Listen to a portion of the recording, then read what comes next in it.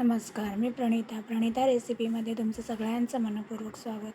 आज आपण बोंबलाची चटणी, सुक्के बोंबलाची चटणी कशी करणार आहोत ते बघणार आहोत. त्यासाठी मी काही सुक्के बोंबील घेतलेले आहेत. ह्याचे वरचे डोकं आणि खालची शेपूट कापून स्वच्छ बाजूचे खवले वगैरे स्वच्छ करून घेतलेले आहेत. त्यानंतर इथे लसूण, मिरची तुम्हाला ज्याप्रमाणे तिखट आवडत असेल आणि कोथिंबीर त्याप्रमाणे तुम्ही मिरची घ्यायची आहे. सगळ्यात पहिले आपल्याला हे बोंबील कडक असतं सुकवलेले असल्याकारणामुळे हे आपल्याला पाण्यामध्ये टाकून थोडा वेळ भिजत घालायचे आहे. कमीत कमी 5 ते 7 मिनटं हे आपल्या पाण्यामध्ये सोक करून ठेवायचे आहेत, जेणेकरून हे थोडेसे नरम होतील.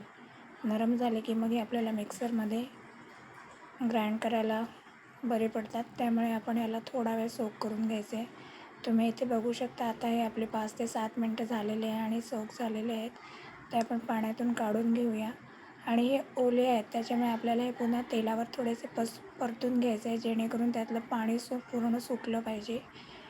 आणि इथे मी कढई ठेवलेली आहे, त्याच्यात तेल ठेवलं आहे. तेल तुम्हाला थोडं जास्त वाटत असेल, पण आपल्याला पुन्हा फोडणीला त्याच्यातच घालायचं आहे, म्हणून मी आधीच थोडं तेल जास्त घातलं आहे. आता आपण हे जे पाण्यात भिजवलेले बोंबील होते ते बोंबील घालूया आणि आपण हे छान परतून घेऊया. त्यातलं पाणी पूर्ण सुकेपर्यंत परतून घेऊया. ही चटणी खूप छान लागते, तुम्ही नक्की एकदा ट्राय करा.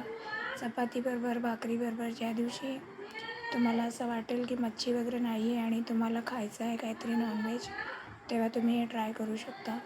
त्यामध्ये मग आपण लसूण आणि मिरची घालूया. ही मोठीवाली मिरची आहे, हिरवीवाली, तिखटवाली नाही आहे, कमी तिखटाची आहे म्हणून मी जास्त घातली आहे.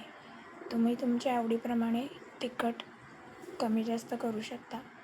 त्यानंतर आपल्याला हे छान परतून घ्यायचं आहे. तुम्ही बघू शकता आता इथे मिरचीचा आणि लसणाचा कलर चेंज होत आलेला आहे आणि बोंबीलमधलं पाणीसुद्धा सगळं सुकून गेलेलं आहे.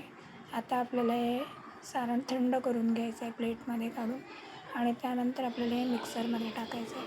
आपल्याला याला पल्स मोडवर करायचं आहे आणि बघू शकता तुम्ही आता इथे आपली